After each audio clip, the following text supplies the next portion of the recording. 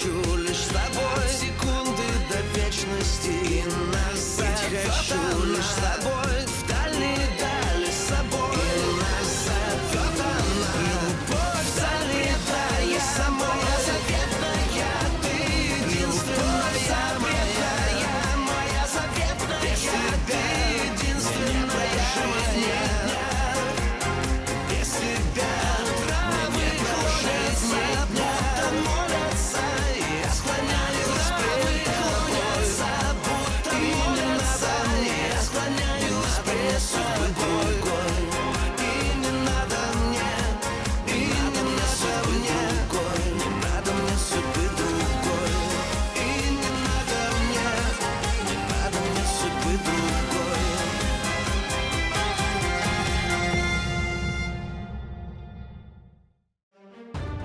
مصطفى بيسافر على روسيا.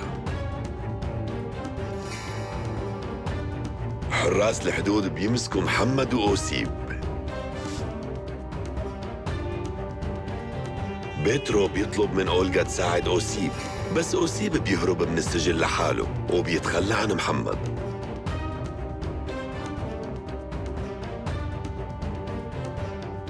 بيترو بيسمم مصطفى وبيسرق الرسالة وبيخبي أوسيب بغرفة المنجم.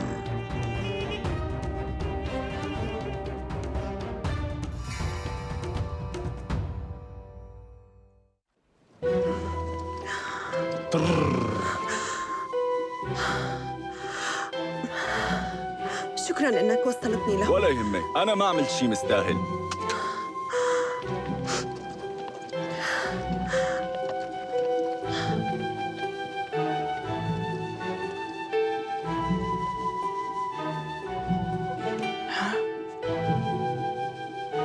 مو مصدقة اللي عم شوفه. أكسانا، أنتِ عايشة؟ لكن ليش قالوا إنك متي؟ طمنيني عنك. لا ما متت. قولي لي وينه ابني؟ ابني رموشكا أخذ ابنك معه وسافروا. لوين أخده؟ على تركيا. شلون بياخده؟ ما كان بيعرف، هو ما كان عنده علم إنه لساتك عايشة. طولي بالك شوي. يا رب يرحمنا برحمتك، ما كنا بنعرف إنك عايشة. كيف أخده؟ أنت تركي ما؟ ايه خدني لهنيك لو سمحت بترجاك. مستعدة أساوي اللي بدك إياه، بس خدني لهنيك. خلص قومي، ما في داعي تعملي أي شيء. يلا قومي، أنا باخدك بدون مقابل. رح جهز حالي.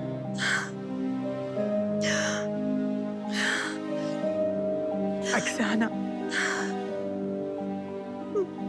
طولي بالك. خلينا نفوت لجوا. انتي لساتك تعبانة ولازم ترتاحي، وأكيد مانك آكلة. تعالي معي. ابنك رومان وين بلاقيه؟ بجوز يكون عند أبوه، عند فاسيلي، بس ما بتذكر وين عم يخدم. هو قال لي بس أنا كبرت بالعمر وصرت عم بنسى كتير شغلات مهمة. يلا فوتي. بعدي عني، ما بدي.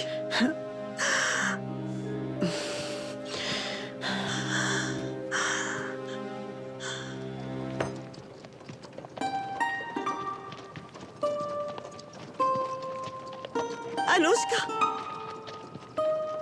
أكسانا،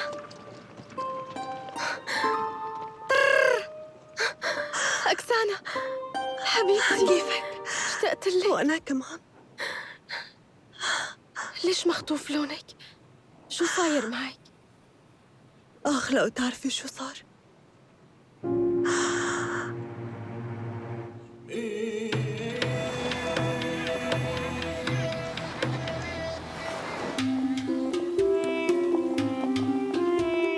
يا إلهي يا رومان، هالولد ما أصغره. طيب قل لي أمه وينها؟ ما عنده أم، ماتت. يا حرام هالولد. منلاقي له أي مرضعة، مو مشكلة. ما بعرف إذا بيقبل البيك نخليه بالبيت. أنا بس بدي أفهم ليش جبته على تركيا؟ أنت مانك مجبور إذا كان هاد مو ابنك. هو مو ابني، بس عم قلك أمه ماتت. وأنا حلفت ربيه حتى يكون مسلم حقيقي.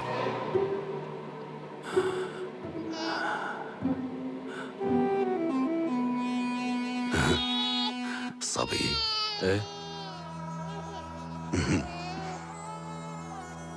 رومان، تعال عندي بدي أحكي معك.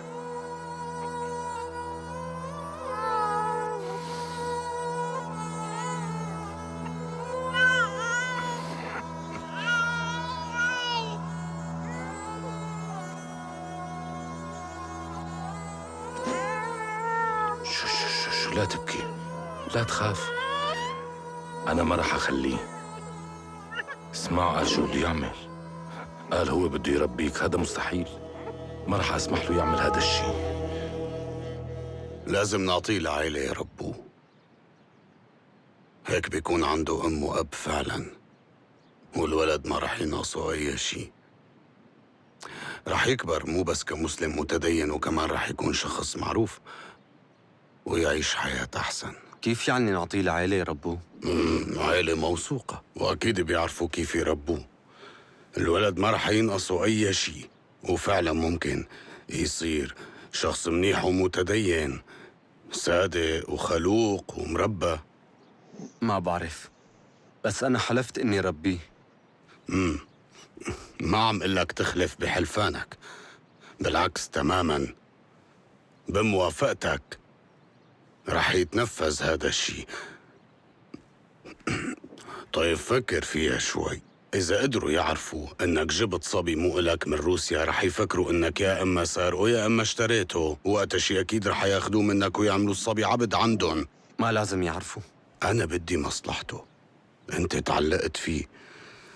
هدول الصغار بيقدروا يلينوا أقسى قلب، وبيتعلق الواحد فيهم بسرعة وما عاد يقدر يعيش بلاهن ولا لحظة. بس إذا بدك أنا بجيب لك ولد تاني، بنوتة. بنوتة؟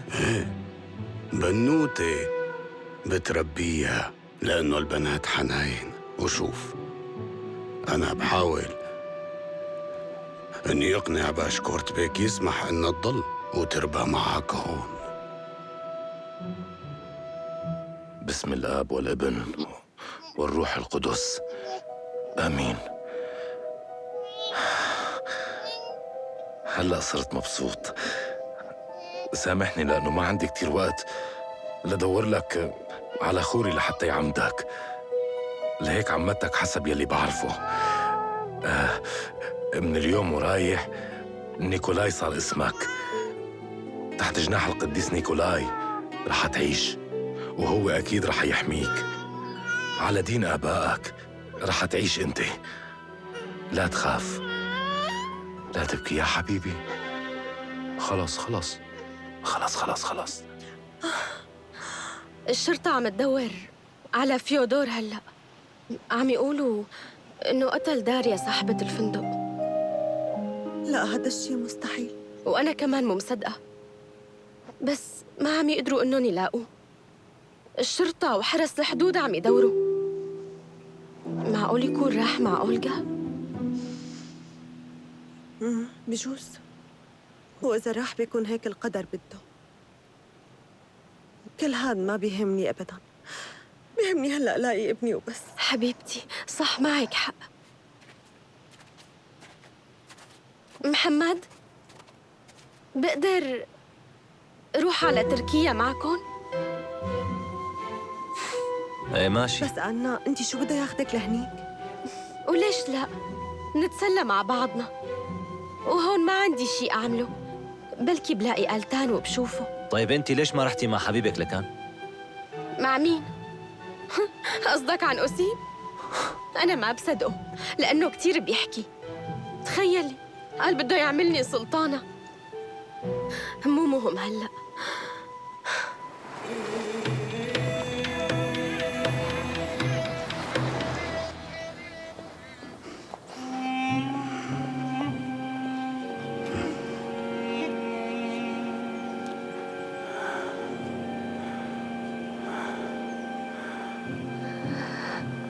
هذا هو.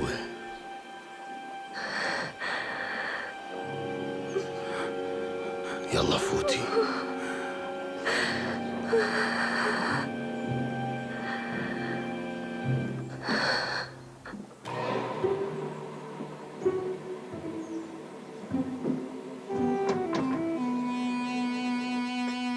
يا فيم، تعرف انت كأنك أما بتضل فوق راسها على طول.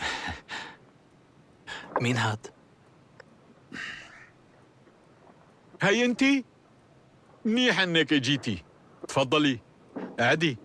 بتضلي دايما بغرفتك، لهيك خفت عليكي، فكرت انك مرضانة.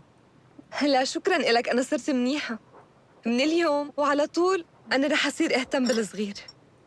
على فكرة إجا على بالي آكل. إيه طبعا، كلي ليش لا. تفضلي. كأنها شكراً إلك. صغيرة عم تبكي ما؟ لا مو البنت، هي بتكون عصفورة عم تزقزق. رح روح أتأكد، بطمن عليها وبرجع. يا فين بيضل عم يهتم ببنتك وكأنه أمها الحقيقية. خود رومان، تعا احمل بنتك. روح بسرعة. شكراً. تحرك يلا.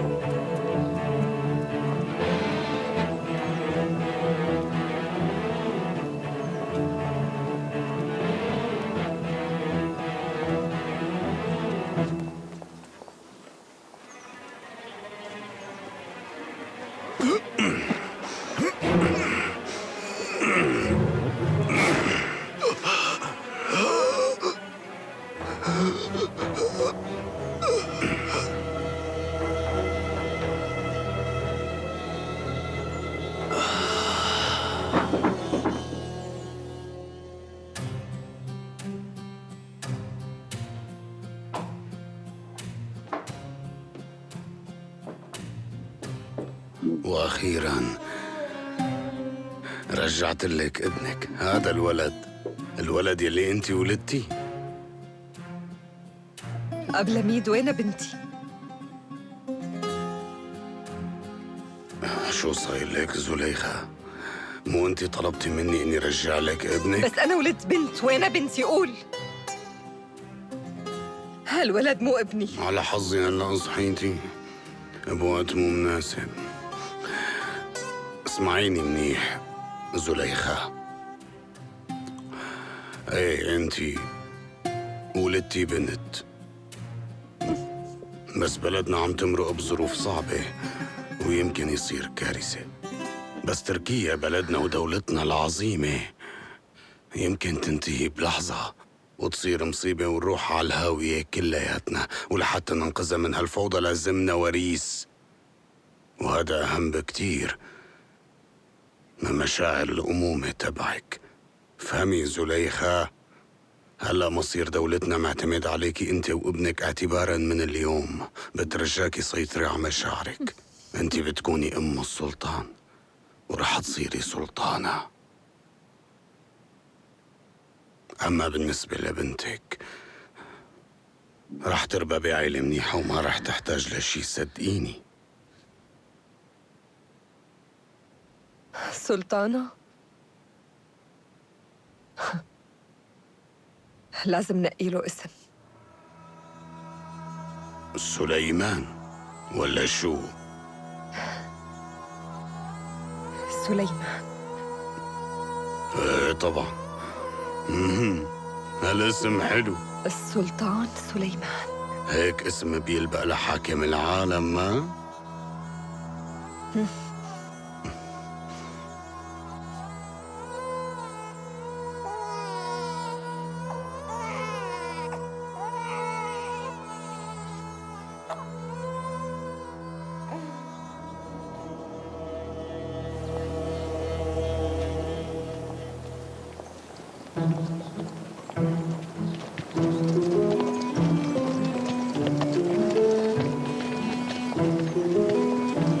شوية وقت وبصير هذا كله ملكي. كأنك عم تستعجل كتير.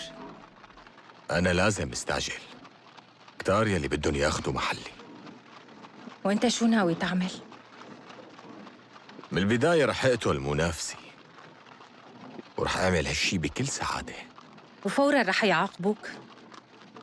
هالشي ما رح يفيدك. الحق معك.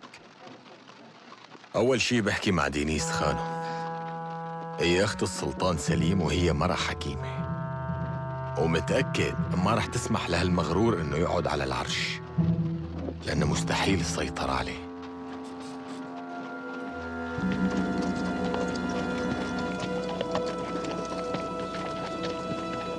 أنا بعرف يا ألتان إنك شخص جديد هون وما بتعرف عادات القصر، بس أنا مصر إنك تعيش هون حسب العادات والقانون ويكون في عندك جواري.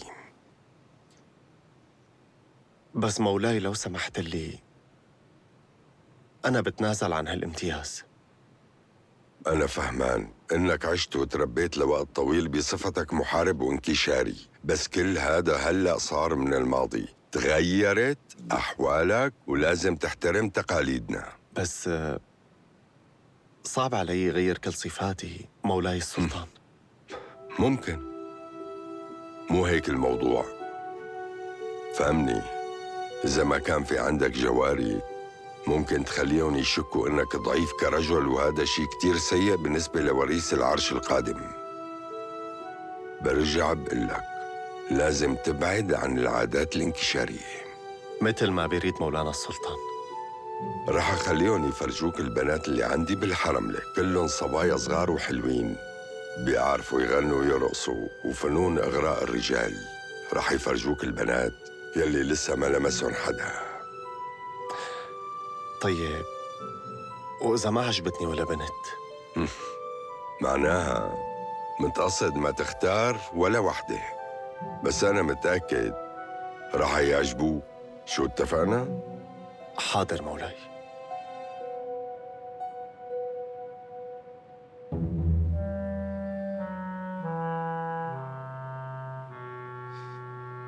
ليش في زلمة بالحرم لك؟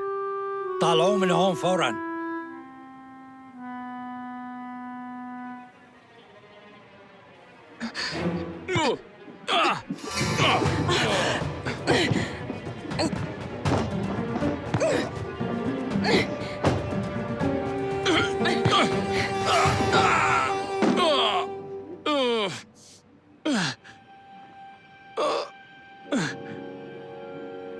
أنت مين بتكون؟ اسمي غريغوري، أنا خادم غولي خان بيك. وليش معنك معه؟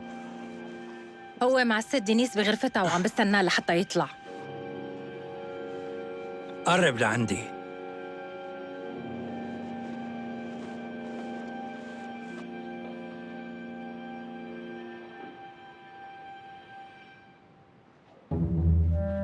أنت شجاع كتير.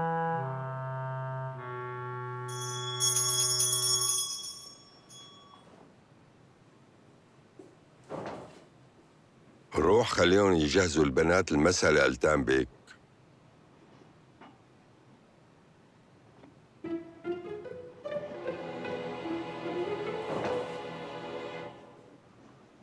مولاي السلطان، السلام عليكم. وعليكم السلام. بدك مني شي؟ وكتير ضروري. روح ألتان.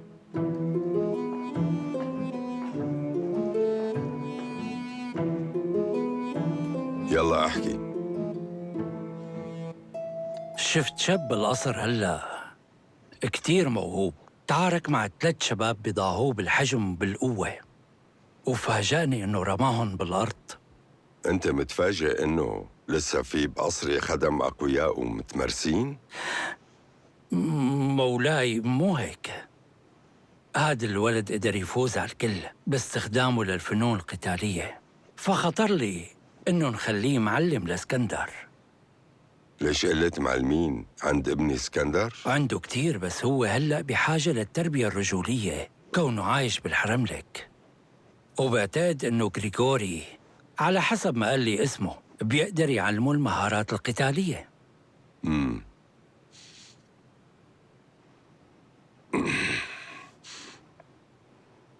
ومين بيكون هاد غريغوري؟ خادم كولي خان. قولي خان؟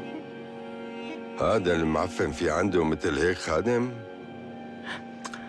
تفاجأت مثلك يا مولاي. الخدم المناح لازم يكونوا هون بالقصر. قولي خان ما بيستاهلون. للأسف ما هرب على روسيا مثل أبوه يلي طلع جبان كتير.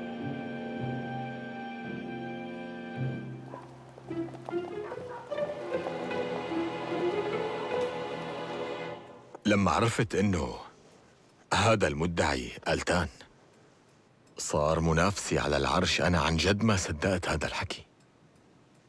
يعني معقول إنه واحد مثله انكشاري وكمان عبد ومشكوك بأصله صار منافس على العرش ووريثه؟ مزبوط.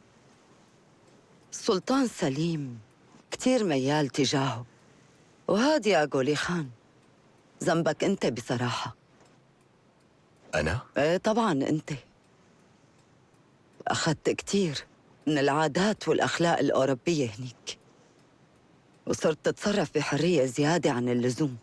بروسيا للأسف خليت السلطان يغضب عليك، وكنت أنت المنافس الأول على العرش بوقتها.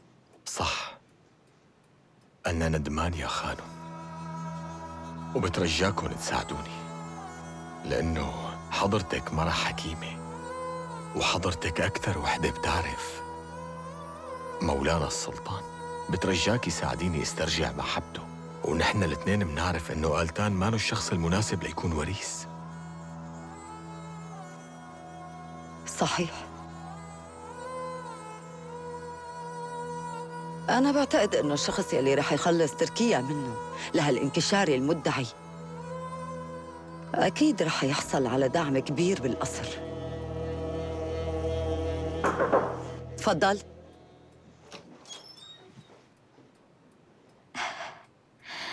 دينيس خانم، تسمحي لي أدخل؟ ما أنت دخلتي، شبك؟ قولي خان، قالوا لي إنك بالقصر. كتير انبسطت إني شفتك.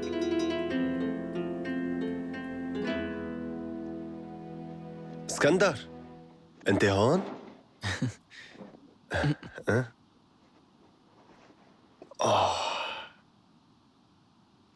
بالحرم لك في ضجة كتير لهيك اجيت لعندك. برافو عليك، انبسطت فيك. اللي ألتان، صحيح أنت اليوم رح تختار جواري لإلك؟ كيف عرفت؟ بالحرم لك كلهم عم يحكوا بالموضوع. يعني صحيح؟ ايه صحيح. السلطان أصر إنه هالشي يتم، وقال إنه هي عادة قديمة. ما قدرت أتجادل معه. وقبلت بهالحكي؟ ما كان عندي حل تاني. وهو يعني أنا بصراحة ما بدي اختار حدا. ليش؟ شو فيها؟ العادة مو هيك بتكون؟ هالعادة ما عجبتني. طيب خبرني ليش؟ ليك كيف بدي أقول لك، كأنه أنت بتروح على محل صحون وبتشتري واحد. ما بتاخد رئيس صحن إذا بحب يكون إلك، ببساطة أنت بتاخده. إيه صح. هالشي طبيعي لأنه صحن.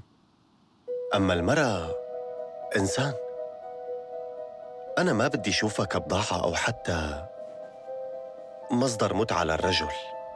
هذا غلط، وأنا ما بنصحك تعمله. إذا ما كانت حاجة الدولة بتتطلب مثل هالأمر، كون مع المرأة اللي بتحبها وبس، ويلي بتحبك. والأحسن إنك ما تحب. بس لشو؟ تفضل. سامحني ألتان بيك، أنا جاي مشان اسكندر بيك، عم ينادوله ليتعرف على المعلم الجديد. كمان واحد جديد؟ إيه هالشي منيح اسكندر، لأنه تعلم شغلات جديدة بيفتح لك آفاق كتير بحياتك. هيك بتشوف؟ إيه.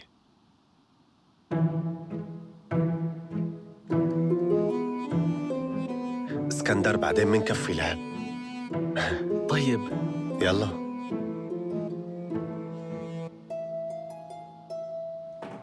اسمي غريغوري ورح أكون معلمك.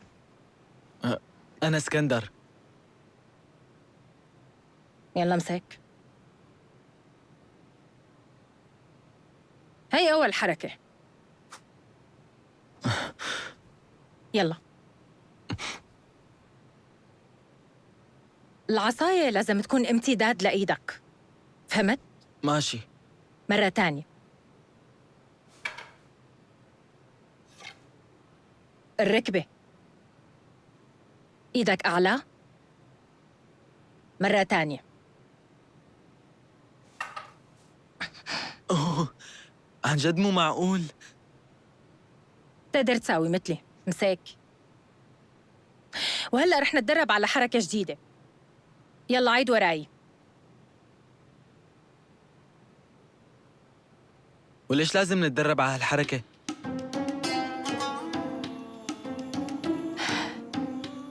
لازم تتقن استعمال سلاحك مثل ما بتستعمل أصابيعك. إيدك لازم تكون مرنة. عم تزبط؟ مو مشكلة. بالقصر على طول في عندكم ضجة. أنا أول مرة بجي. لا، بالعادة هدوء وكمان ملل، بس اليوم في مناسبة كبيرة بالقصر. هالمناسبة سر؟ لا، ما نسر. بتعرفي اليوم المثل وريث ألتان رح يختار جارية من الحرملك، لهيك شايفة هاي الحركة والضجة بالقصر. بس ألتان ما رح يختار حدا، هو هيك قال لي قبل ما أجي. عم تزبط معك منيح. المرة الجاية لازم تلبس بدلة مريحة. ماشي.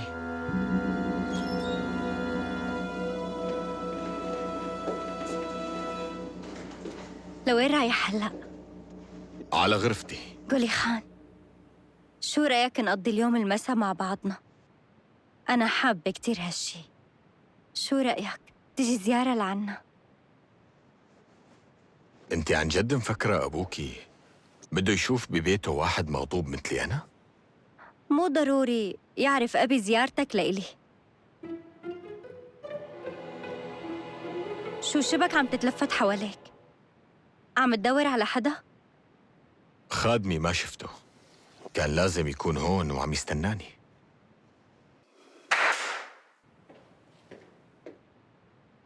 نعم يا خانم. فيك تسأله، هو بيعرف أكيد.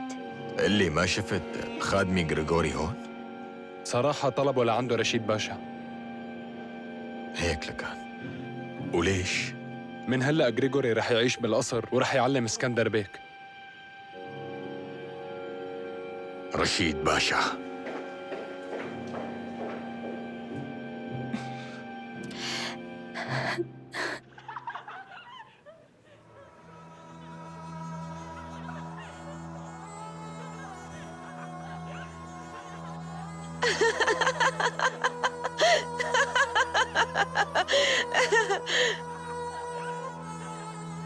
عم بيقولوا إنه حلو كتير، يا ريت يختارني أنا. يا بنات يلا استعجلوا لكم شوي، عجلوا بكفي كتر يلا. حكي. يلا اطلعوا بسرعة.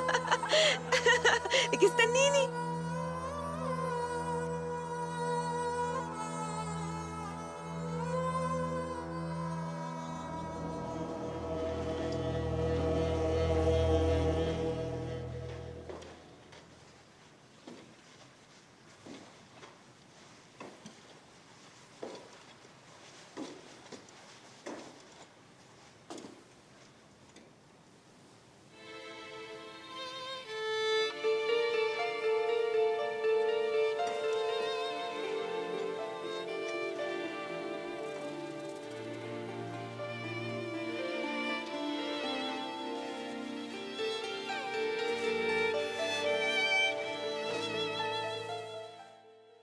أنا كنت عم بتسمع على حديثكم كتير منيح.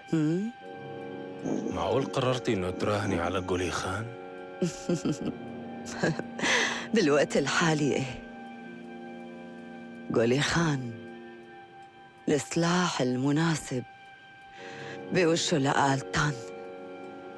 بعدين هو بيكون ابن أخوه للسلطان وعنده الحق بالقانون بالعرش ليكون وريثه. غير إنه هو كتير بيكرهه لألتان ورح يقتله على الأكيد. هو رح يقتله، ويلي بعده رح يكون هو اللي نحن منقتله. طلعتي مو سهلة أبداً يا أميرتي الحلوة. بس قولي خان آخذ حذره. لازم نعرف شو هي نقاط ضعفه ونستخدمها بمخططاتنا. يقول ما بتهمه أبداً، وحتى قاتلة حالة عليه كتير. شوفي يقول ما سامحيني.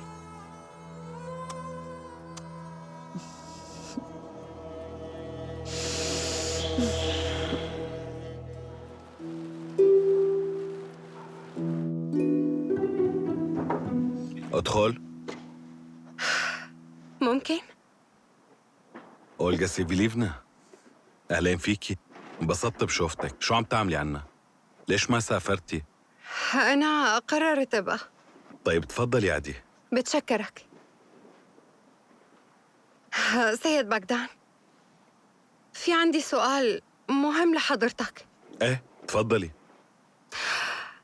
من بعد إذنك فيك تحكي لي عن جريمة القتل يلي متهم فيها الزعيم سوتنيك؟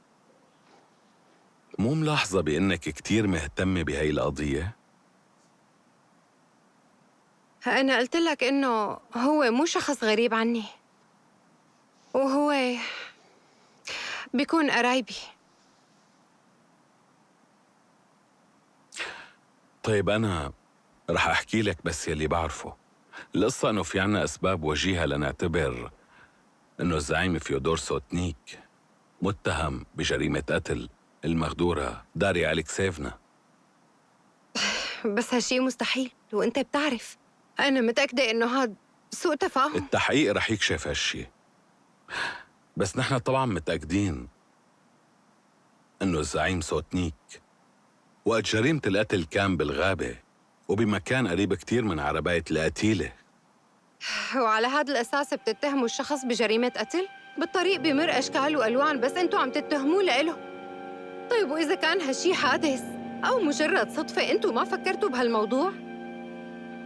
ست أولغا اسمعيني منيح، أنا هلأ عم حقق بهالموضوع. والشهود؟ لازم يكون عندكم شاهد واحد على الأقل. لا لهلأ ما في عنا شهود. معناها ما في حدا شاف إنه هو يلي قوص على داريا أليكسيفنا، مزبوط اللي عم بحكيه؟ إيه بس ليش هرب وترك شغله؟ مو ملاحظة هالشي غريب؟ كان بإمكانه يجي على قسم الشرطة ويوضح كل شي ويبعد بهالطريقة الشبهات عنه. سيد بغدان، أنا شايفة إنه حضرتك شخص نزيه، لهيك رح أعترف لك. موضوع القتل ما إله علاقة فيه،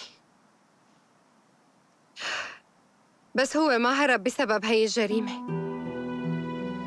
فيودور هرب بسببي، وبالأصح مني، وإذا بيتطلب الأمر مستعدة أحكي كل شي بالتحقيق. بعتقد إنه ما في داعي لهالشي. شكراً إلك. إيه مزبوط، أنا هلأ تركت مقر السفارة وعايشة ببناية سنة للأجار. ممكن تخبرني إذا بيصير أي شي جديد؟ أولغا سيفيليفنا. نعم. ليلي لو سمحتي، بما أنك ما سافرتي،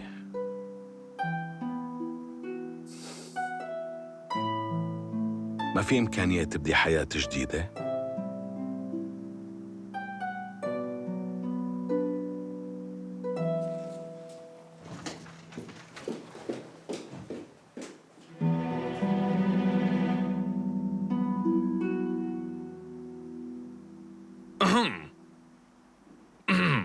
تسمح لي؟ ايه طبعا، تفضل فيك تقعد.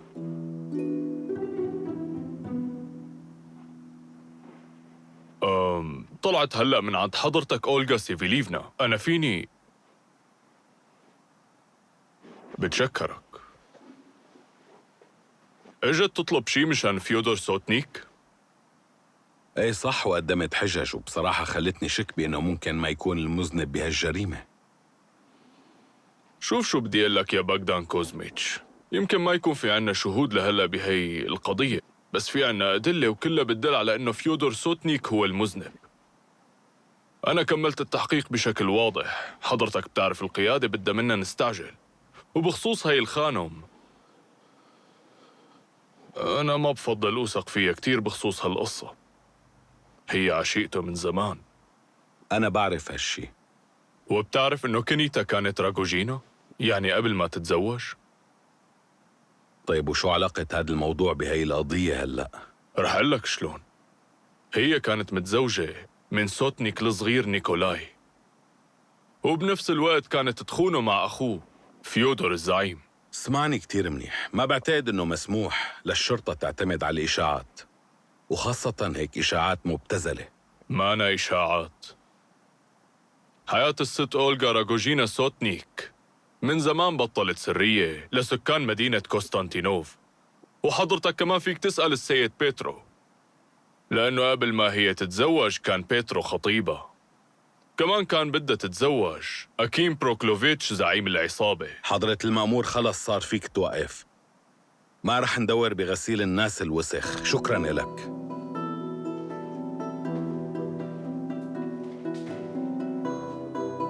انتبه ما توقع بحبها.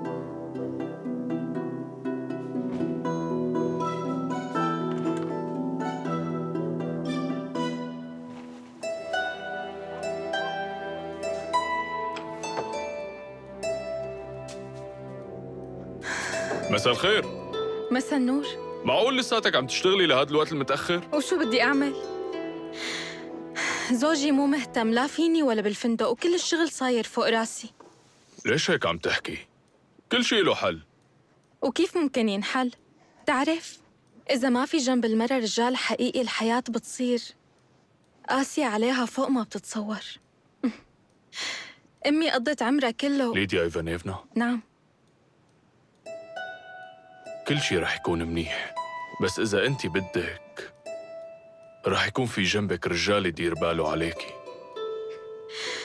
أنت نبيل وشهم، بتحب تشرب شي قبل العشاء؟ قبله؟ إيه؟ لا شكراً. أنا بالمناسبة جيت لحتى أحكي معك بشغلة مهمة. تفضل. رجعنا اكتشفنا تفاصيل جديدة بقضية قتل أمك. نحن وصلتنا رسالة مذكور فيها إنه يلي قتل داريا أليكسيفنا هو فيودور سوتنيك، وفي شهود على هذا الشيء، بس ما بنعرف مين هن. وإذا قدرنا نلاقيهم الزعيم رح يتبرأ من القصة. وهلأ اعذريني يا ليديا إيفانيفنا، لازم روح. طيب مع السلامة. فيودور سوتنيك رح يتبرأ؟ مو مشكلة، الحل عندي.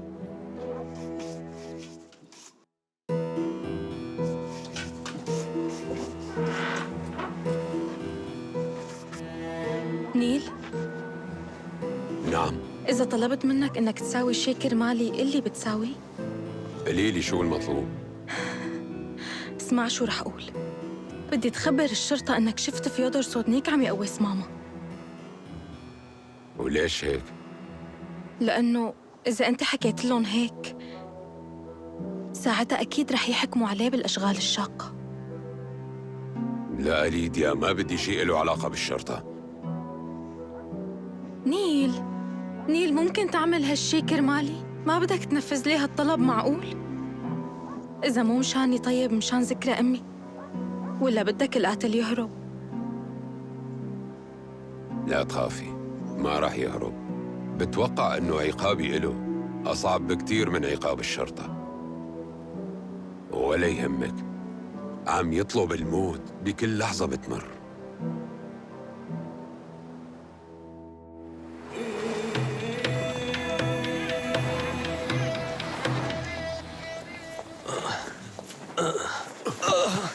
قوم اتحرك، شو عم تعمل؟ شو انت ما بتفهم؟ قوم امشي ولا إذا مرة تانية بتوقع بضاعتي أنا ما رح أرحمك، عم تفهم؟ يلا اشتغلوا، اشتغل أنت وياه.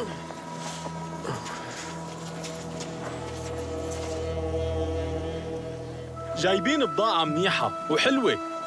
خلاص بكفي حكي فاضي. شغلتنا كتير صغيرة، المهم إنه عبد الله يكون مبسوط. يعني ليه حتى ما يكون مبسوط منا؟ جايين على الوقت ومثل ما اتفقنا. لأنه ما عاد في مين يأخرنا وما في واحد على الطريق. ايه وما التقينا بالانكشار الأسود طول الطريق. ايه فعلا الطرقات صارت آمنة أكثر بكتير من قبل. ألف الحمد لله. ايه والله الحمد لله. أنوشكا بدي منك تسامحيني، الحق كله علي. لولاي أنا ما كنتي وصلتي لهون. لا تلومي حالك أكسانة، أنت ما إلك ذنب، ما أنا لحالي إجيت. ما قدرت أنسى ألتان لهيك إجيت دور عليه. كم مرة يورما لا يساعدني ووقف جنبي، وأنا ما كنت أقتنع وأتزوجه وأقبل بقدري ونصيبي. يمكن الرب عم يعاقبني لأني ما قبلت إني أتزوجه.